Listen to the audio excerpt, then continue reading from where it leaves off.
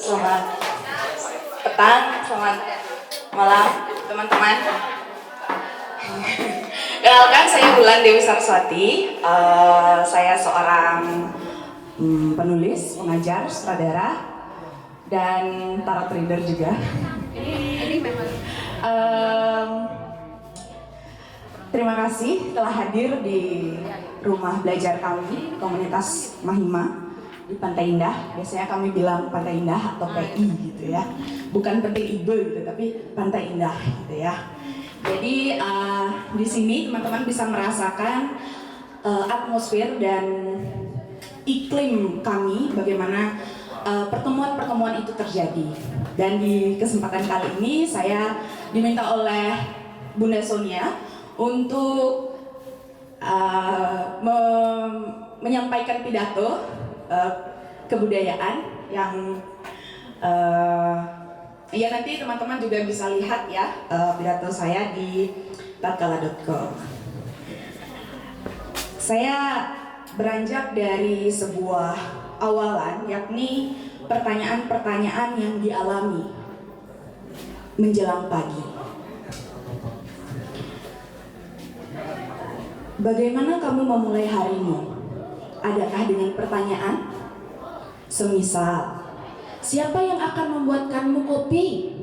Atau, mengapa kita harus bangun pagi? Mengapa kita harus bekerja? Mengapa kita harus beranjak dari selimut? Pertanyaan-pertanyaan semacam itu kerap menjadi rutinitas menjelang pagi di rumah belajar Mahima. Kebiasaan-kebiasaan kecil yang membahagiakan itu kami mulai menjelang pagi. Paling awal pukul 8 malam. Sekarang pukul berapa ya? Kalau ini masih belum, ini masih belum pagi ini. Sesudah berpeluh dengan aktivitas kampus, kami semakin diliputi banyak pertanyaan yang tak bisa kami ajukan di ruang kelas. Pertanyaan tersebut mungkin akan tampak bodoh dan tidak intelektual. Maka kami membawa pertanyaan-pertanyaan yang kami pikir kontemplatif ke lingkaran diskusi di Pantai Indah. Sewaktu kecil saya selalu dimarahi karena terlalu banyak pertanyaan sampai dijuluki tukang melawan. Sebab rasa penasaran ini tidak bisa dibendung. Menginjak dewasa, kawan saya berkata, tidak perlu bertanya dengan kenapa, jalani dan terima. Tidak semua hal penting dipertanyakan. Tidak semua orang senang mendengar pertanyaanmu. Saya terdiam, tertegun.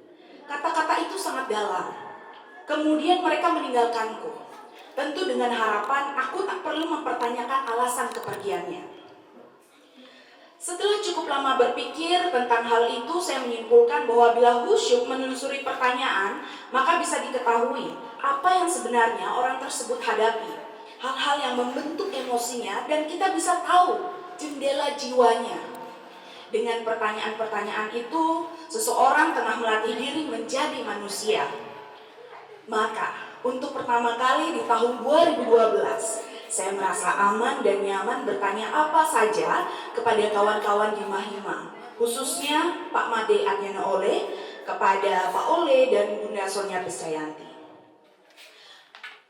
Nah, pertanyaan kami kadang hanya seperti, kenapa mie kuah porsinya jadi lebih banyak jika dimakan ramai-ramai? Atau kadang cukup filosofis, apa pentingnya sastra bagi manusia? Kenapa kita begitu gawat membicarakan kebudayaan? Kadang sedikit nyentrik, kenapa teater tidak lebih populer dibandingkan senam zumba? Kami tentu memberikan ruang bagi jawaban-jawaban, tetapi sesudahnya justru bermunculan pertanyaan baru, seolah tidak pernah puas dengan satu kesimpulan. Bagi saya, merumuskan pertanyaan tidaklah mudah. Ada dentuman kritikan dan percikan pemikiran yang perlu saling tawar-menawar. Ini bukan tentang sintaksis atau ilmu linguistik yang sistematis dalam teknik pembuatan pertanyaan, melainkan gabungan-gabungan perasaan penasaran yang mengkonstruksi mental manusia. Dalam alam pikir berkomunitas, Mahima tentu melakukan yang namanya, kalau Socrates itu sering menyebut fotosintesis intelektual. Keingintahuan, keajaiban, keheranan, ketakjuban.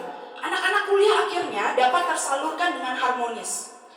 Kami berfokus pada proses mental kami, sebuah kegelisahan yang mampu didiskusikan sambil minum kopi dan makan ote-ote. Ada suka ote-ote di sini. Kalau mau kalian suka ote-ote, bawa ke Mahima, nanti kita bisa berdiskusi ya. Saya mau tahu balik. Tentu kami sedang mendalami pertanyaan-pertanyaan kami. Tapi apakah benar ini kebahagiaan yang kami cari? Kebahagiaan itu sejatinya adalah produk sampingan yang tidak pernah berupa tujuan. Kebahagiaan adalah rezeki besar yang tak disangka-sangka dari kehidupan yang dijalani dengan baik, ujar Eric Wiener. Dari proses itu, saya meyakini bahwa hal yang sublim adalah menyadari realitas batin, sehingga saya mampu menghargai setiap pertanyaan yang diajukan pada saya. Sebelum membalikkan kartu-kartu tarot, klien saya memiliki banyak kegelisahan dan menghujani saya dengan banyak pertanyaan. Ada yang pernah narot sini? Biasanya kalau ada pertanyaan-pertanyaan ramalan itu, pasti pertanyaannya adalah, apakah saya akan langgeng dengan pacar saya, Kak? Bagaimana karir saya tahun depan? Apakah mantan saya masih memikirkan saya, Kak? Apakah dia mencintai saya? Ya, itu pertanyaan generik ya. Seperti ini, pertanyaan generik seperti ini paling sering ditanyakan. Nah, kecemasan kita ternyata terhadap waktu nyatanya melahirkan pertanyaan-pertanyaan. Namun, apakah pertanyaan ini bodoh? Adakah pertanyaan bodoh, teman-teman? Tidak. Wah, pintar-pintar di sini. Karena pertanyaan yang bodoh adalah sebenarnya pertanyaan yang jawabannya sudah kamu ketahui. Selagi kamu belum tahu jawabannya, maka nilailah realitas batin yang sungguh tengah dialami oleh penanya. Voltaire mengungkapkan bahwa cara terbaik menilai seseorang bukanlah dari jawaban yang dia berikan, melainkan dari pertanyaan yang diajukan. Pertanyaan-pertanyaan bagi saya adalah jalan perenungan terapeutik. Saya tidak bisa membayangkan orang-orang yang tidak pernah terusik untuk bertanya, seolah mereka tidak ada waktu untuk mengurai emosi, isi hati, dan lompatan pikiran. Akankah sebuah penerimaan kita maknai seperti, ya sudah, nak mulai gitu, memang begitu, terima aja, gak usah banyak-banyak.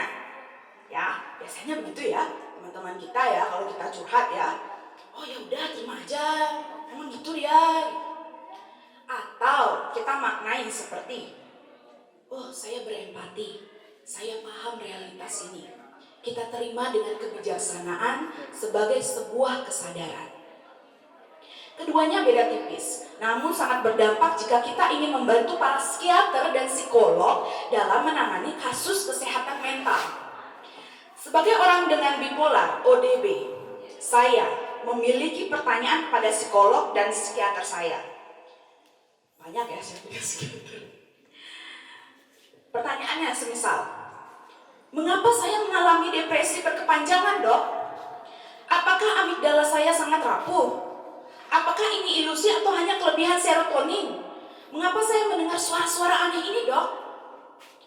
Semula saya cukup pesimis karena psikolog klinis di Bali hanya 109 dan kekurangan 395 psikiater di Bali. Sebesar 0,23% dari 4 juta warga Bali merupakan orang dengan gangguan jiwa, ODGJ. Bali menduduki peringkat keempat di Indonesia sesudah Yogyakarta, Aceh, Sulawesi Selatan. Sekitar 10.000 orang Bali mengalami gangguan jiwa berat. Hal tersebut dipengaruhi oleh dukungan sosial dan keluarga yang tidak mengerti bagaimana cara menangani hal seperti ini. Banyak masyarakat masih beranggapan bahwa ODGJ sebagai sosok yang penuh noda, dosa, sehingga masyarakat menjadi menghindar dan takut. Ada yang takut sini dengan ODGJ? Nah, perlakuan diskriminatif seperti ini tidak akan dirasakan di lingkungan Mahima. Ya, buktinya saya, meskipun saya bipolar, saya masih diterima oleh Bu Sonia dan Pak Ole. Pak Ole dan Bu Sonia berhasil membuat ruang terapeutik Justru kegelisahan dan rasa penasaran tersebut yang lebih direkomendasikan di Mahima. Jadi kalau kalian punya kegelisahan hampir seperti gangguan jiwa gitu ya, seperti mendengar ada puisi gitu ya, langsung ke Mahima gitu, bawa TOT langsung ke Mahima gitu, konsultasi dengan Bu Sonia dan Pak Ole gitu ya. Saya mendapat ruang aman di sini. Bagi kegelisahan saya ketika mampu menuangkannya dalam karya untuk menemukan kesejatian. Tentu Pak Ole dan Bu Sonia menyarankan agar saya tetap mindful. Dan gangguan bipolar ini harus dimanfaatkan sebagai alat untuk mengasah ketajaman berkarya. Maka, karya-karya saya juga tertuang dalam bentuk archetype tarot. Rancangan berkesenian tarot saya banyak terinspirasi dari struktur bertutur dan ngelantur di Mahima. Ngelantur kok juga ada ngelantur. Saya bersama beberapa kawan merancang tarot sebagai pemaknaan terhadap pertanyaan yang berwujud karya seni, teater, puisi, ilustrasi, instalasi, dan musik. Bahkan lebih mengkhusus, yakni melalui pendekatan teknik tarot, berupaya mengasah daya cipta seni anak-anak dengan spektrum autism. Ini cukup, bagi saya cukup sensitif ya, karena saya berproses dengan anak-anak autisme ini, dan mereka punya banyak sekali pertanyaan-pertanyaan. Justru berangkat dari pertanyaan-pertanyaan yang dimiliki anak-anak atau real inner child kita, maka tentu kita akan sampai pada kesejatian tanpa kita bisa menghargai pertanyaan.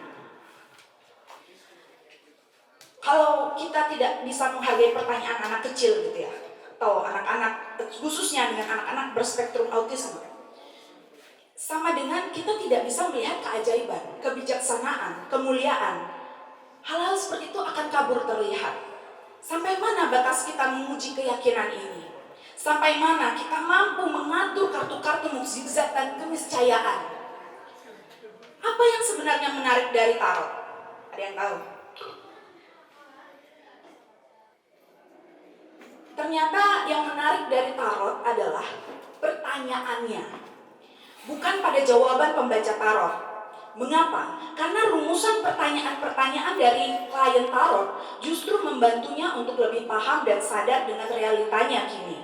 Bukan selalu tentang masa depan atau masa lalu, tapi sebenarnya sebuah cerminan yang dipantulkan oleh alam bawah sadar pada saat ini. Ketika berfokus pada momen kini, kita sedang menikmati flow.